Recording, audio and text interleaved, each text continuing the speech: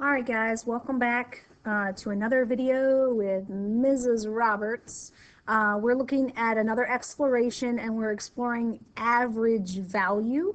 We actually have done like average velocity, average acceleration, so it's similar to that, and we will actually talk about how they are related towards the end. So let's just get right to it, and hopefully we can get through this pretty quickly. All right, so it says Rhoda Honda, I love these names, Rhoda Honda accelerates her motorcycle from one stop sign and then slows down at the next stop sign.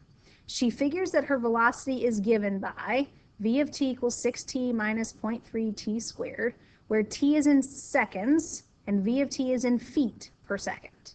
And the velocity time graph is shown below. And so you can certainly confirm that with your calculator. You can type in 6t minus 0.3t squared and change the window to match this, and you will see a very similar graph. Now it says find these values and explain their meaning in the context of Rhoda's motorcycle ride, v of 1 and v of 17. Okay, so they are marked with points here on the graph, but I don't want you to estimate them. I want you to find them exactly with your calculator, okay? And so we're going to pull up our calculator, and we're going to clear out the last function that was in there, and we're going to do 6x minus 0.3x squared. Again, you can confirm the graph, but you would have to change the window. But more importantly, I want to plug in 1 and 17. All right, so I'm going to quit, and I am going to use the function I have typed in y1, and I'm going to plug 1 in, and then I'm going to do the same thing, and I'm going to plug in 17. Okay, so these are the values that I'm asking you for in this first question. So 5.7 and 15.3 is what we are going to write down. 5.7 and 15.3. Now these are velocities, right? So our units would be feet per second. All right, but when we explain them in context of this problem, these represent the rate that she is driving, right? Velocity is a rate, okay? So we would say something like, at time 1 second, Rhoda was driving at a rate of 5.7 feet per second. All right, so you may want to write that down in your notes. At time 1 second, Rhoda was driving at a rate of 5.7 feet per second.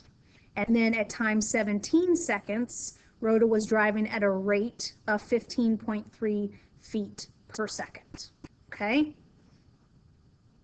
All right. Then I have another graph for you, and it says, what does this shaded region, so it's kind of in pink here, what does this shaded region represent in context of this problem? Okay?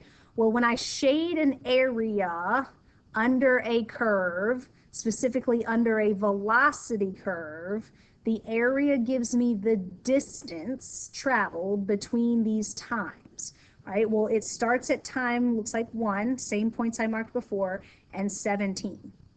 So number 2, the shaded region here represents, right, the number of feet, the distance Rhoda has driven in feet.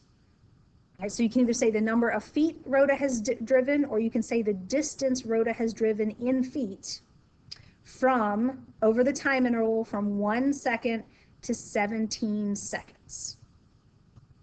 All right, maybe I can type that in here real quick.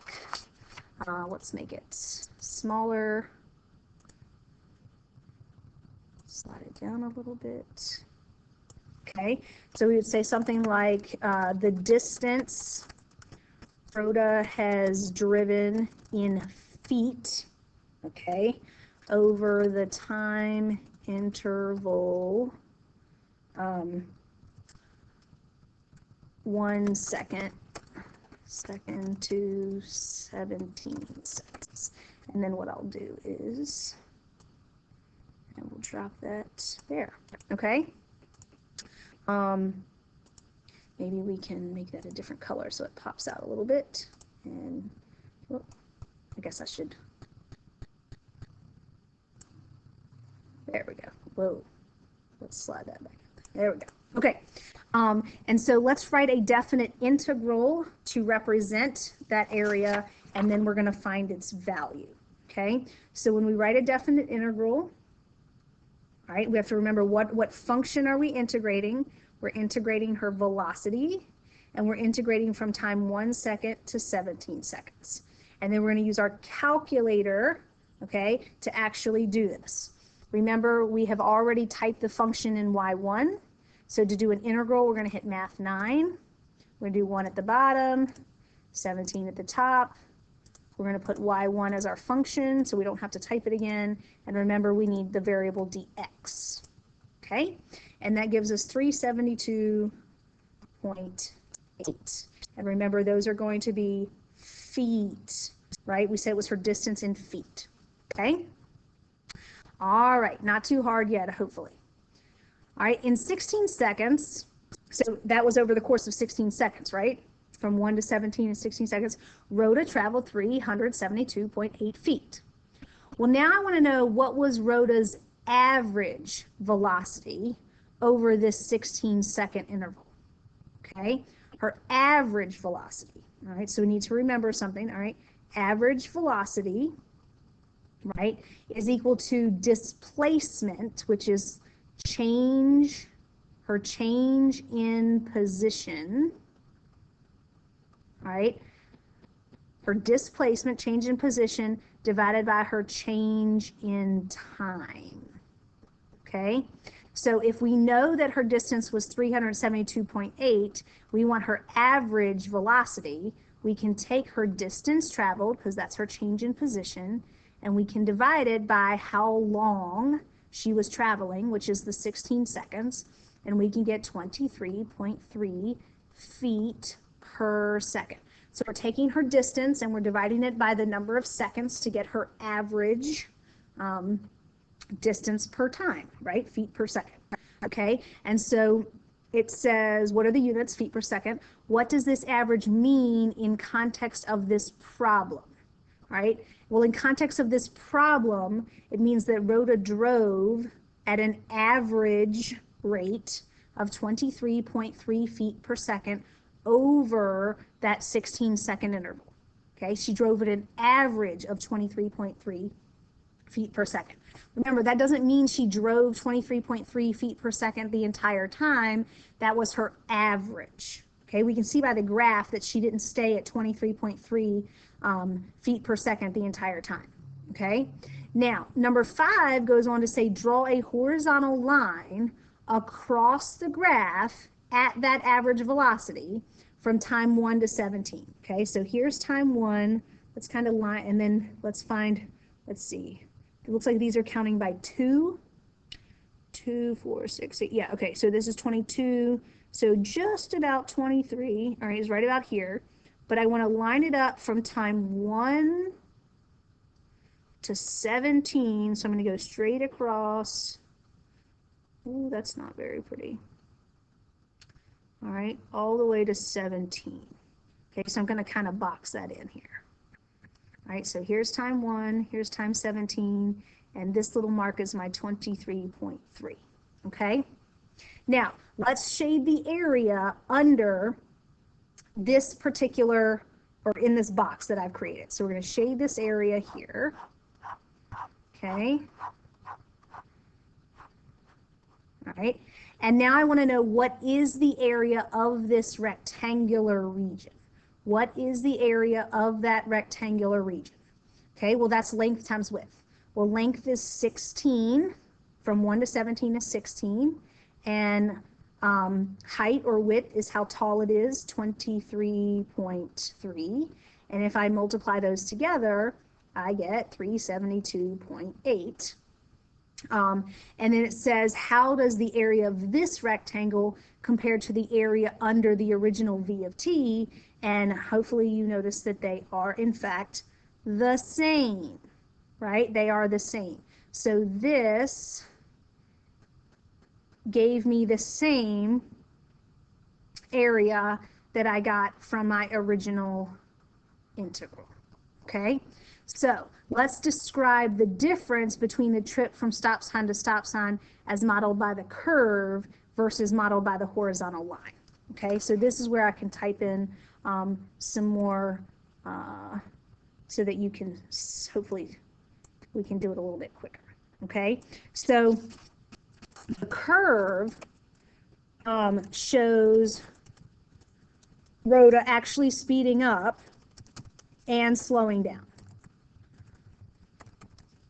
Like her velocity is increasing and then her velocity is decreasing, okay? So the curve actually shows her speeding up and slowing down. Whereas the horizontal line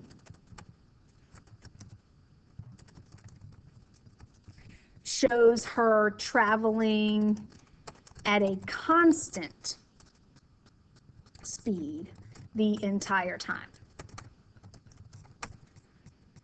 Okay, but notice both, okay, both show the same distance traveled, okay?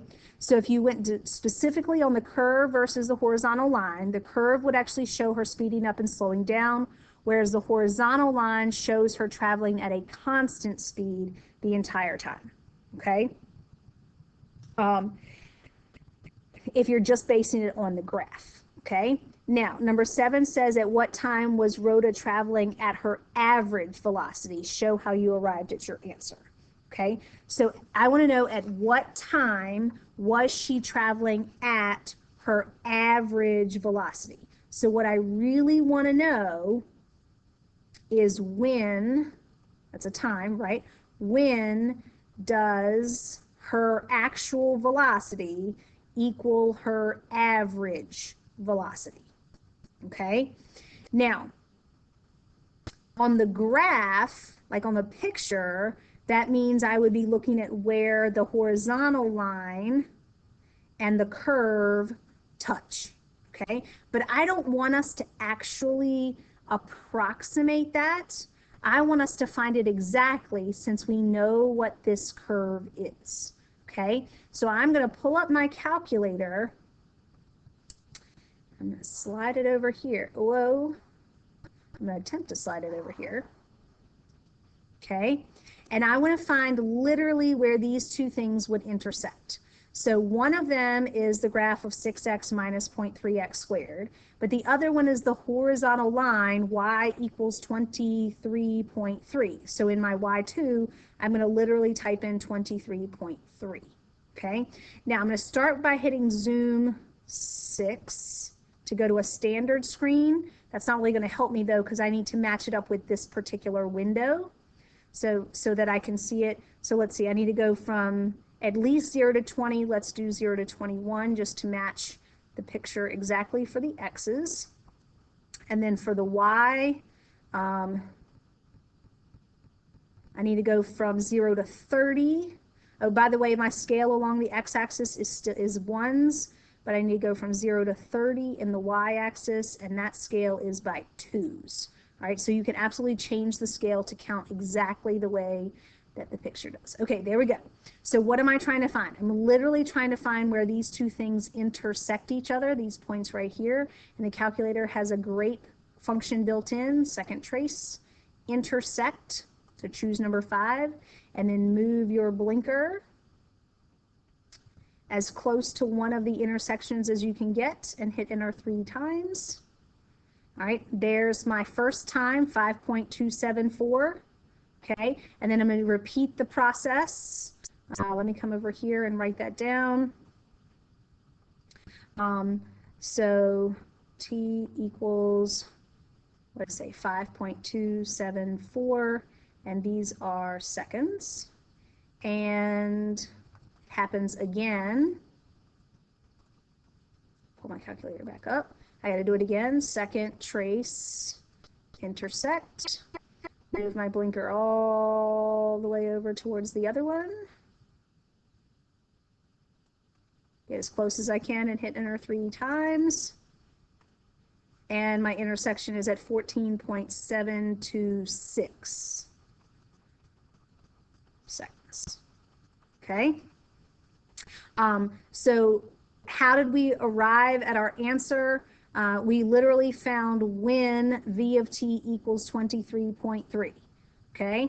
And we did it by graphing both and finding the intersection, and here are our 2 times, okay? All right, so now we're going to relate all this to the mean value theorem. But there's a mean value theorem for integrals. And here's what it says. It says if f is continuous on the closed interval from a to b, then there exists a number c in the closed interval such that the integral from a to b of the function is equal to f of c times b minus a, where f of c is called the average value of f of x over the interval from a to b. Now, here's the more important part. If you solve the above equation for f of c, which is f of c is the part that's the average value, you get this equation. You get 1 over b minus a times the integral from a to b of f of x dx. All right, that's the important part. That's the mean value, or that's the average value. This is what you need to remember. This is your average value, all right, for integrals, okay? And so let's show that we understand that concept, okay? So show that you understand the conclusions you have made during this exploration by estimating graphically the average value for the function over 0 to 10 graph below. Express the average value using an integral, and then estimate the value of c. Okay, so we know that, so according to what we just boxed out, okay, up there, that f of c, all right, and we're going to be finding c in a minute, is going to be equal to 1 over b minus a. Well, my interval's from 0 to 10, so b minus a would be 10 minus 0 times the integral from a to b of whatever our function is, and we'll call it f of x dx. Okay, so that's going to give us our average value. Now, how do we find it? Well, we work out the fraction, and then we have to figure out what this integral from 0 to 10 of f of x dx is. Well, that means I need to approximate, because we don't have the actual function, so the best we can do is approximate the area under the curve from 0 to 10, okay? So take some time, count some blocks, approximate all of this area, okay? And I will tell you that it is roughly 26, okay? I do hope you will pause and try to find that. And then when I take 1/10 of that, I get 2.6. So my average value is 2.6. Average value over the interval from 0 to 10 equals 2.6, okay? Now, to find or estimate the value of c literally means find the x value that gives me that average value. And that average value is a y value, okay? That average value is a y value. So I need to look at my y-axis here, all right? And so I need to approximate where would 2.6 roughly fall, okay? And then I'm going to come over here. Whoop, and that's not very accurate, all right? But I'm trying to find the c value that roughly lines up with that. And I did not do a very good job because it almost looks like I found it at exactly 4, but I know that I didn't do a very good job of lining them up. So let me, because it's not going to be that exact, I don't think. Here we go. Let me start over. All right, so if 2.6 is roughly here, if I try to go straight across, okay, I get a little bit past 4. So the c value is what lines up with that average value, that y value of 2.6. So c is approximately, I don't know, maybe 4.1, 4.2, something like that, okay? So the average value ends up being a y value, and c is the x value that lines up with it, okay? So now let's make one final connection and we'll be done with this. All right, so let's return to the context of Rhoda's 16-second motorcycle ride. Her average velocity, or average rate of change of her position, all right, and we're going to call her position P of t, ended up being calculated as 1/16 times that integral that we found from 1 to 17 of v of dtt. Well, remember, another way to find the average velocity was to take the position at the end minus the position at the beginning over the change in time, okay? These are essentially the same thing, okay? How are these two expressions for her average velocity connected? And we're not going to produce a well-written paragraph, but essentially, like, keep in mind that we learned, all right, that based on the fundamental theorem of calculus, if I integrate velocity from A to B, it takes me back to position, right, at the end minus position at the beginning, right? That's the fundamental theorem of calculus. Now, if I put this 1 over B minus A in front of it, all that does to my answer is it divides my answer by B minus A. Okay, so look, they're exactly the same. And this was our, or is our, formula for average velocity. Okay, so now we can find average velocity whether we know the position function or not. Before, we could only find average velocity if we knew the position function because of this difference quotient.